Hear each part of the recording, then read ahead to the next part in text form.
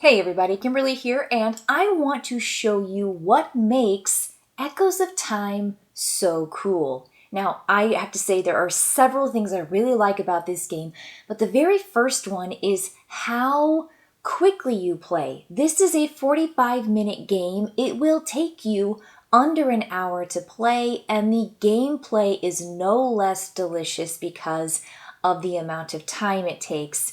So let me show you this because there's some really cool things. This is the heart of the game. This is a card game.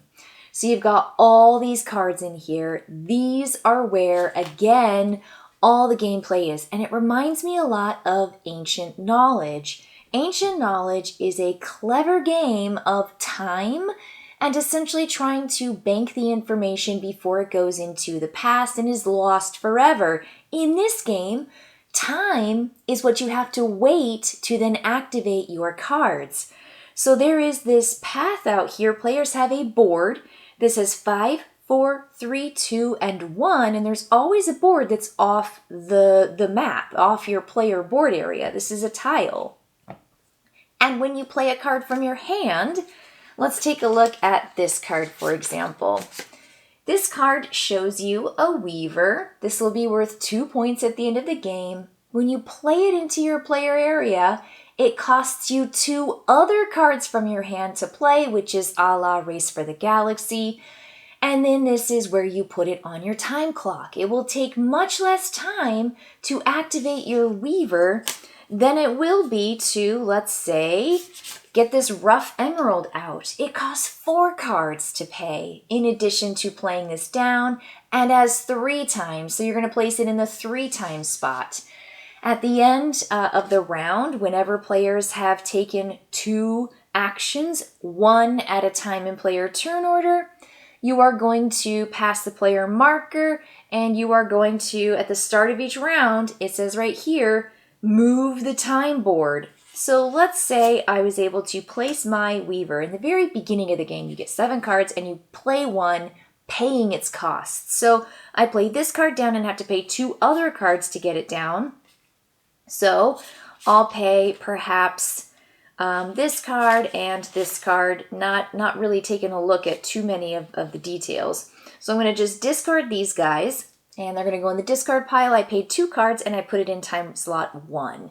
So now that I'm ready to start the game, I'm going to have an action cube. I place my action cubes in one of these spaces. All of the 4 major actions can be placed or activated twice, and that's it. So I can come here to the first one. It just says draw 2 cards. I'm going to say, great, here are 2 more cards. I am happy. Now I've got all those cards back that I discarded so I could play the Weaver into my hand. I could come here and play a card down from my hand, paying the cost, placing it into the space. You can place 2 cards into 1 time slot, but after that, that time slot is full with 2 cards. You can come here. Guess what? You can move cards down in time. You can speed up time with one of your actions. 2 cards, essentially 1 space, or 1 card, 2 spaces. The last action you can come to is up here. These are the source cards. And if you want to essentially take one of the source cards, you have to look at what it says down here. Let me show you this one. So this card says you have to, for stage 1, exceed 2 points of strength, and the strength comes in your critters and your cards. And when you do, you get to activate this, and it's worth this many points. Now, if you have a card in front of you and you have essentially put your strength towards it, you can lock it in by doing stage 2 and essentially adding more critters and cards with strength that exceeds this number, and then you will receive a bonus here and these points at the end of the game instead of this. If there is a card in front of you that you have gotten for the first level of this attack, or if there's a card in front of someone else, players can essentially nab that particular card. It's not yours until you lock it in with stage 2, which requires 2 different activations or 2 different actions. So that's your last. But you could also, again, move these cards. And when these cards move off the path, they activate. This is when they get summoned. They're going to summon into your player area, and they're going to do what it says. The Weaver says, I get to play down a card right away. And so I still have to pay its cost. This is an immediate thing. But I get to put this guy out here, and he's also worth 1 strength towards perhaps fighting to get one of these source cards. So those cards are going to come in a variety of triggers. This one's really, really cool. This one says that if you have the yellow flame active during the round, you can, for free, place one of these activation tokens on it and take advantage of it. So if this card has been summoned because it went down my path, and let's say it's a later round in which we are bumping everything down, yellow is what's active. I can take one of these as a free action on my turn, activate the Charming Flute, and grab 2 cards. At the end of this round, this is going to come off. So I can always activate it again when yellow comes back around. So cards are going to have these symbols. Here's the red symbol, which only happens once in the rotation of everything. Yellow is second common and blue is most common. So this one would say, take 3 victory points by just activating this. And this essentially says $1 for every $3 taken during the game. This just activates at the scoring phase. So that's going to essentially give you more points for what you've already earned. This one is an always symbol. This is going to be every opponent discards 1 card every time you summon this. So it's always in play, and it triggers or activates when you play particular factions. So there are going to be factions. There's a red faction, a green faction, this kind of like light green faction, and then there is the blue faction, which I discarded right here, the triangle faction. There's also beasts, which you see are the little blue symbol. Let's look at that thief right here. That's going to be the little blue symbol. And then there are going to be artifacts. And artifacts are these cards right here you'll see with the little gem. So there are different types of cards, different bonuses, different activations, and different victory points. Of course, different costs as well.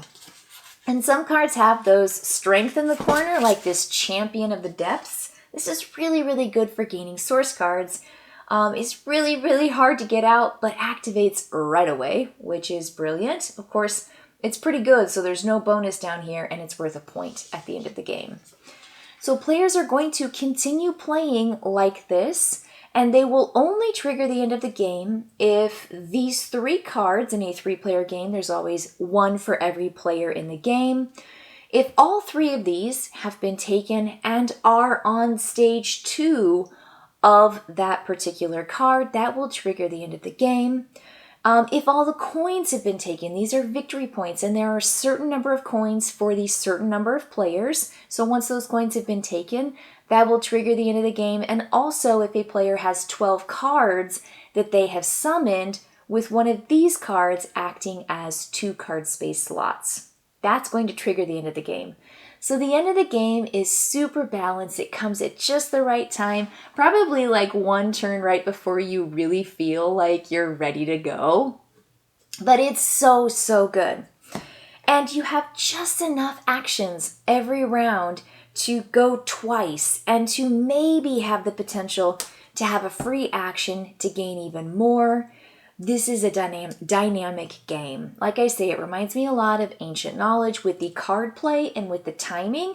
I just think it's really clever that you are moving your track down this way and only able to activate cards with the color that's on the tile off your board. You can accelerate your time, which is so clever because you're like, I really need to get this card down. I need it to summon. I need to have access to it for a variety of reasons. And there are so many cards in your hand that you can find a great way to really work with each other. And there are some attack cards. There are some negative cards. For example, you've got the Mentalist. If you activate it with red, which is incredibly hard to do and won't happen that often in a game because it's only 1 out of all the tiles, every opponent discards a victory point and 1 card. You can see it's negative, but it's also not so devastating that it's going to really, really hurt your game. Most of the time, you're just building. You're building up You're getting really, really cool things like the source cards out here, but it's so trim. It is so streamlined. It's just exactly what you need. Again, you have exactly the right amount of turns. And I think there's also a level of Knar, Knarr. It's a game I played this summer, a relatively new card game where you are gaining champions, and those champions are going out to locations and they're getting you bigger cards. In this case, you got the cards you're sending out here, like my Weaver, to then go and claim one of these source cards, and you're tucking them under, making sure that you, of course, exceed the value needed to gain this particular benefit. And when you have a card, you might even get a benefit. This is an ongoing benefit that says every time you play a card down, you pay 1 card less. So that means that you are essentially getting a resource benefit back. And I kind of raced through the Race for the Galaxy reference I made in the beginning. When you have a hand of cards and you want to build them, but you need to pay other cards to build the card you want, that's really hard. It's the same thing with San Juan. And you are looking at your cards and you're just like, I want to build all these cards. And I can't. I can only build like one of them because then I have to pay the other 3 cards from my hand just so that I can build the card. So they're just some great, great games that this summons, right? That this brings to mind as I play through it. It is streamlined. It is straightforward. The iconography is fantastic. And the game is clean. It is fast. I say fast, it's like sub 1 hour game. And it's got lovely artwork. It is really, really dynamite. I mean, there's a lot packed in here. So with all the references to games that I truly, really, really enjoy, this does the best of all of those with a really cool, unique system and your action, essentially your activation with your action cubes. It's just super, super clever. Lots of fun here to be had. Definitely got to check out Echoes of Time. All right, everybody. I will see you later. Bye.